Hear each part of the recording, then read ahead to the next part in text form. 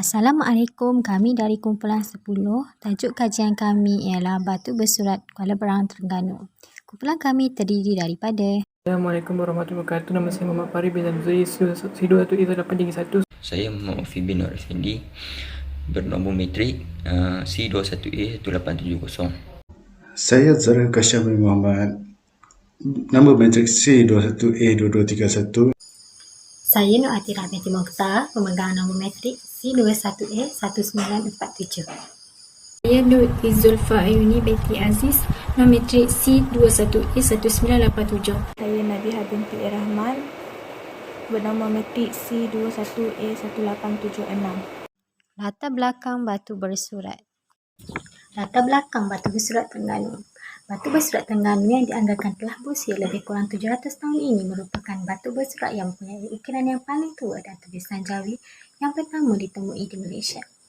Ia membuktikan Islam telah sampai ke Terengganu sebelum 1326 atau 1386. Batu ini ditemui separuh tenggelam selepas banjir surut di tebing Sungai Teresak, Sungai Tara, Kampung Buluh di Kuala Berang, Hulu Terengganu pada tahun 1887 dan ada juga berpendapat pada 1899. Menurut sidang mesyuarat Lembaga Penasihat Antarabangsa UNESCO yang berlangsung di Barbados pada tanggal 13 Julai 2008, batu bersurat yang berusia lebih 700 tahun ini telah disenarai sebagai purba bernilai tinggi sesuai untuk mendapat pengiktirafan warisan dunia UNESCO.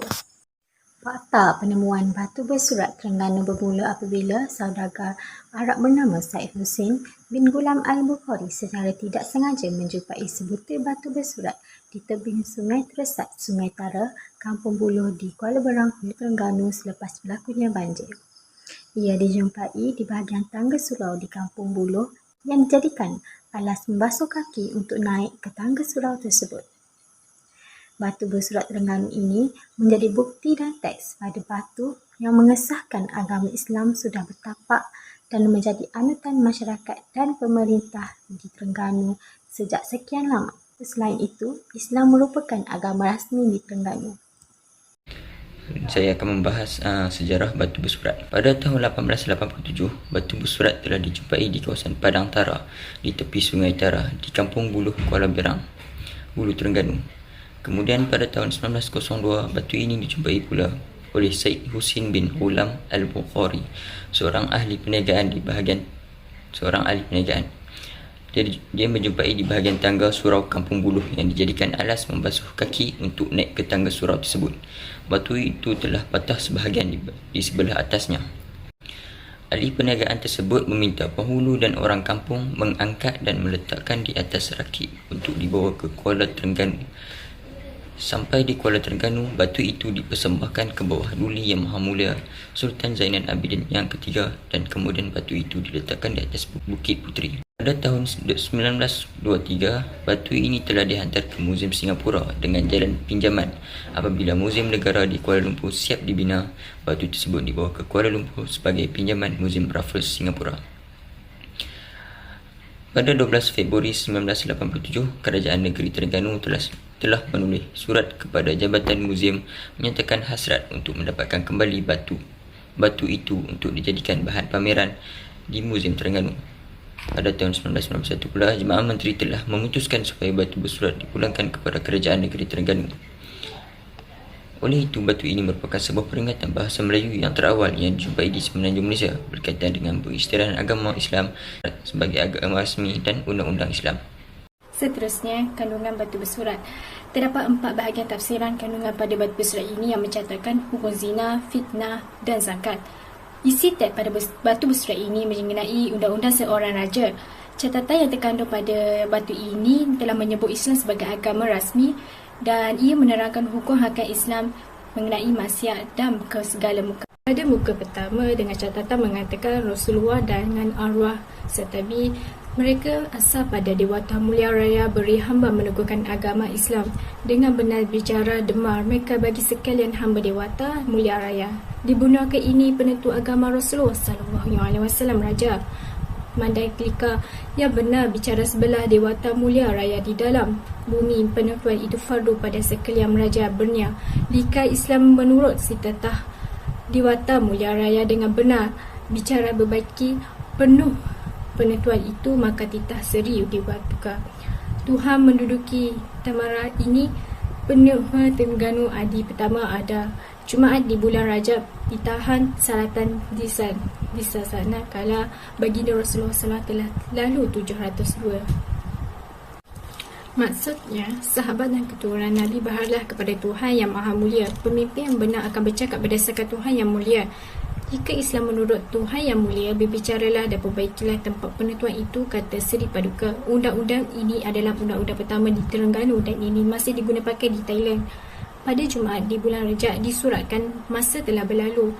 Baginda Rasulullah telah wafat pada 702 bersamaan 1303 Masihi. Batu bersurat ini telah ditulis. Pada muka dua pula terkandung kaluga di benua jauhan, datang berikan keempat orang berpiutan, jangan ambil hilangkan emas.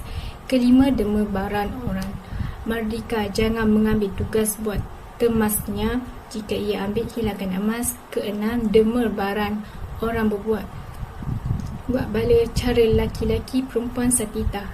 Dewata Mulia Raya jika ia merdeka bujang palu 100 jika merdeka beristeri atau perempuan bersuami ditanan hingga kana pinggan dihala balan dengan batu matikan. Jika ingkar bala cara hambalah jika anak balika. Maksudnya jangan buat kurafat atau sesuatu yang syirik. Jika dia sudah bertaubat, dia juga kena bayar fidyah. Muka 3 terdapat bujan dandanan 10.3 jika ia menteri bujan di dandanan 7 tahir sepaha. Tengah 3 jika tertua bujan di dandanan 5 tahir 7 tahir sepaha. Masuk bendara jika orang merdeka. Ketujuh, dema baran perempuan hendak tidak dapat bersuami jika ibu bala bicara. Maksudnya, ifak harta terdapat dua pendapat yang setengah mengatakan bahawa rakyat biasa dan ada juga yang mengatakan bahawa orang bujan haruslah mendema 3/10 hasil mereka kepada Baitulmal untuk membantu orang yang susah di kampung tersebut. Jika ketua kampung sebanyak 5 sukat dan bendahara sebanyak 7 sukat, termasuklah barang kemas perempuan haruslah diberi. Akhir sekali, muka 4.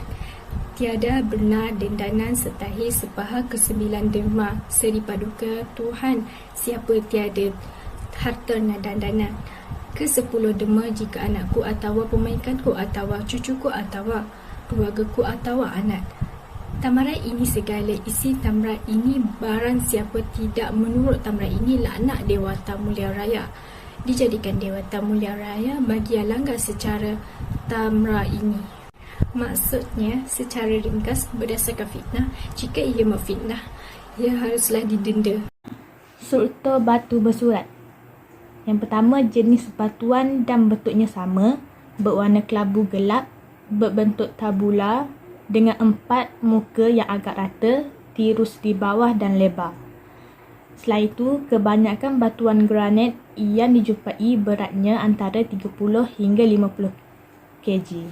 Seterusnya, jenis batu tersebut pula ada yang mengatakan bahawa batu bersurat tersebut merupakan batuan granit. Malah bagi orang awam, ada yang menganggapnya sebagai batu gunung, batu sungai, batu hampa dan sebagainya. Seterusnya, ketika batu itu dijumpai, batu itu telah patah sebahagian di sebelah atasnya. Batu yang beratnya lebih kurang 215 kg dan berukuran tinggi 84 cm, bukaan atas 53 cm dan 27 cm bukaan bawah bahagiannya. Akhir sekali, batu ini keras dan tidak mudah pecah. Sejarah seni ukir. Batu bersurat Terengganu dianggarkan berusia lebih kurang 700 tahun dan mempunyai ukiran yang paling tertua.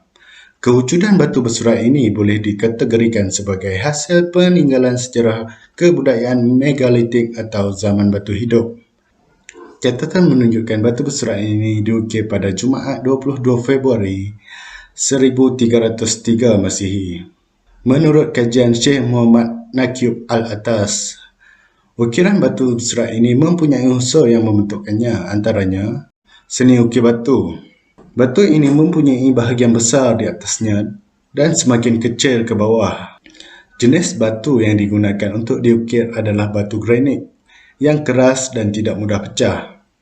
Batu bersurat ini diukir dengan unsur-unsur agama Islam dengan jelasnya menggunakan tulisan Jawi klasik yang pertama dijumpa di Malaysia. Batu bersurat ini mempunyai 4 muka surat yang tertulis catatan tertentu. Tulisan yang diukir pada batu itu adalah sedikit tenggelam daripada permukaan batu yang dapat membentuk tulisannya. Ada setengah berpendapat bahawa batu bersurat ini diukir dengan menggunakan pahat kecil dan pemukul. Sejarah seni khat. Seni khat ini adalah satu ciri untuk memperindah suatu penulisan. Alat tradisional yang digunakan oleh ahli seni khat Islam ialah kalam pen yang biasanya dibuat daripada buluh, kering atau buluh. Dawat selalunya berwarna dan dipilih supaya keamatannya berbeza-beza untuk mewujudkan kedinamikan dan pergerakan dalam bentuk huruf. Setengah gaya selalunya ditulis menggunakan pen hujung logam. Kaligrafi ini boleh digunakan pada pelbagai jenis media hiasan seperti di jubin, bejana, permadani dan batu. Terusnya, tulisan Jawi dan tulisan khat yang digunakan pada batu bersurat adalah berasaskan tulisan Arab. Penggunaan tulisan Jawi ini bermula dengan kedatangan ulama daripada Arab yang datang berdagang di tanah Melayu dan seterusnya tulisan ini berkembang dan menjadi popular di tanah Melayu. Tulisan yang terdapat pada batu bersurat ini dipercayai yang tertua yang pernah dijumpai di negara Malaysia dan bahasa yang digunakan merupakan pencampuran di antara bahasa Melayu lama, Sanskrit dan bahasa Arab. Tulisan ini digunakan dalam urusan-urusan perdagangan, pentadbiran dan alat istiadat. Tulisan Jawi ini juga digunakan untuk membuat perjanjian penting di antara pihak Raja Melayu dan kuasa asing. Tulisan Jawi ini juga digunakan untuk membuat perjanjian penting di antara pihak Raja Melayu dan kuasa asing. Batu bersurat ini juga telah merakamkan kesemua 5 huruf Jawi dicipta khusus untuk bahasa Melayu yang tidak ada dalam bahasa Arab sebagai huruf tambahan. Hal ini menunjukkan bahawa masyarakat Melayu sudah pun menyempurnakan huruf Jawi sepenuhnya, iaitu mengamalkan semua 28 huruf Arab dan ditambah dengan 5 huruf Jawi. Sebagai rumusan, catatan yang terkandung pada batu bersurat ini menyebut Islam sebagai agama rasmi dan menerangkan hukum-hukum Islam tentang maksiat dan segala kemungkaran. Catatan ini dipercayai sebagai bukti kedatangan agama di Terengganu pada tahun 1303. Batu bersurat ini disimpan di Istana Sultan Terengganu sebelum dipindahkan ke Arsip Negara pada tahun 60-an. Batu bersurat Terengganu juga dikatakan menjadi asas peradaban Melayu Islam kerana kandungannya yang mengandungi tentang perihal hukum dalam agama Islam. Isi kandungannya mampu memberi panduan serta pegangan yang perlu diamalkan. Penemuan batu bersurat ini membuktikan adanya penyebaran Islam bermula di Terengganu paling awal dan terus tersebar meluas sehingga kini. Sekian, terima kasih.